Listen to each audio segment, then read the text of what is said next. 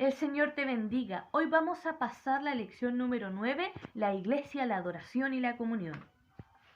Vamos a leer Hebreos 10 del 24 al 25. Dice, y consideremos cómo estimularnos unos a otros en el amor y en las buenas obras, no dejando de congregarnos como algunos tienen por costumbre, sino exhortándonos unos a otros y mucho más al ver que el día se acerca.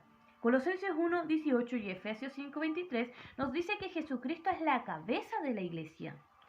Nosotros somos parte del cuerpo de Cristo por gracia. Colosenses 3, 15. 1 Corintios 12, 13 dice que nosotros pertenecemos al cuerpo de Cristo cuando nos bautizamos. Ahora, ¿dónde se reunían la iglesia primitiva? ¿Ellos se reunían en algunos templos, en algún lugar? Por supuesto que sí, pero no eran en templos, no eran en edificios, era en casas. 1 Corintios 16, 19. Romanos 16, 5. Nos habla de que ellos se reunían en casas, más en el tiempo donde ellos eran perseguidos, porque la iglesia primitiva fue y sufrió mucha persecución. Hechos 27 dice que la iglesia local se reunía en el primer día de la semana. La iglesia primitiva era devota en 4 cosas, según Hechos 2:42. 1. Perseveraban en la doctrina. 2. En la comunión. 3. En el partimiento del pan. Y 4. En las oraciones. La iglesia local estaba organizada primero por hombres dotados, que encontramos los apóstoles, los profetas, los evangelistas, los pastores y los maestros. ¿Con qué propósito Dios dotó a estos hombres? Efesios 4:12, a fin de perfeccionar a los santos para la obra del ministerio y edificación del cuerpo de Cristo. En segundo lugar encontramos a los ancianos o supervisores. Primera de Timoteo 3 del 1 al 7 y Tito del 1, capítulo 1, versículos 6 al 9. ¿Cuáles son las 2 mayores responsabilidades de un anciano? Primera de Pedro 5, versículo 1 al 2. Apacentar la grey de Dios. 2. Cuidar la grey de Dios, cuidando de ella voluntariamente con ánimo. En tercer lugar encontramos diáconos también, significa siervos. Deben ministrar a las necesidades del rebaño bajo la dirección de los ancianos de la iglesia. Las calificaciones de diáconos están escritas en 1 de Timoteo 3, versículo 8 al 13. 4. Vemos miembros del cuerpo. Hebreos 10:25 advierte a los creyentes que no deben dejarse de congregar. 1 Corintios 12:25 dice que debemos procurar los unos por los otros. 1 Corintios 9:14, los que anuncian el Evangelio, que vivan el Evangelio. La comunión, o vamos a hablar de la comunión. La Biblia usa la palabra griega koinonía para describir la comunión dentro del cuerpo de Cristo. Esta palabra significa participación con otros en un propósito común.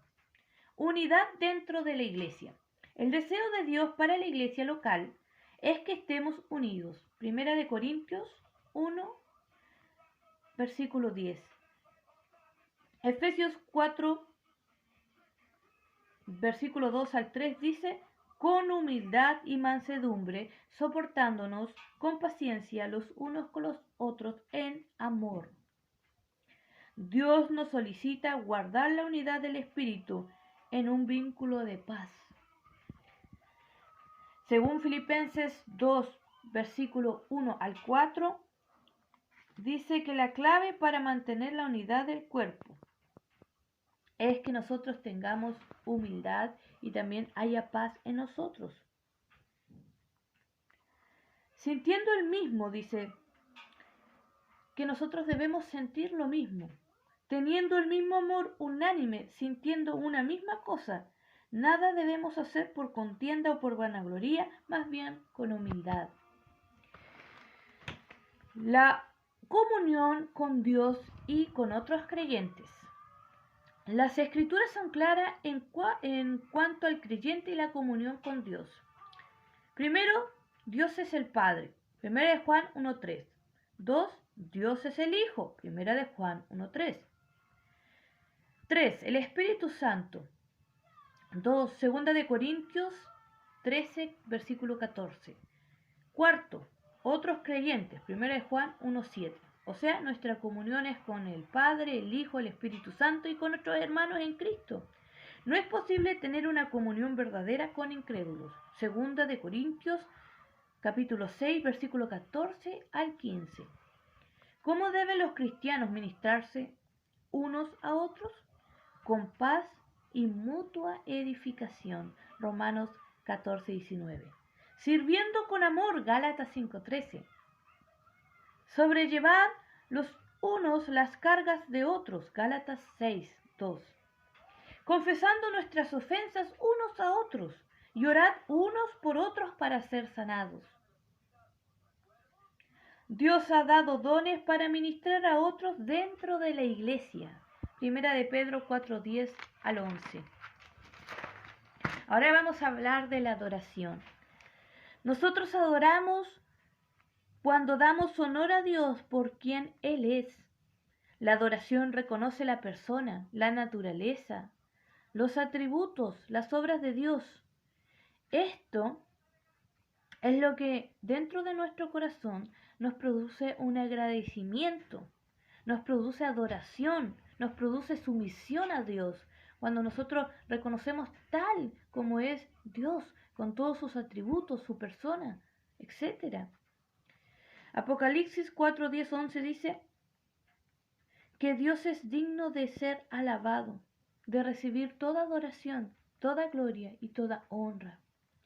Dios creó todas las cosas y por su voluntad existen y fueron hechas. Salmo 66:4 dice que toda la tierra te adorará y cantarán a ti y cantarán a tu nombre. Nosotros fuimos creados para adorar a nuestro Dios porque Él hizo todas las cosas y también nos creó a nosotros. Nosotros somos creación de Dios y toda la creación adora y alaba el nombre de Jehová de los ejércitos. Alaba a nuestro Dios. El Señor te bendiga.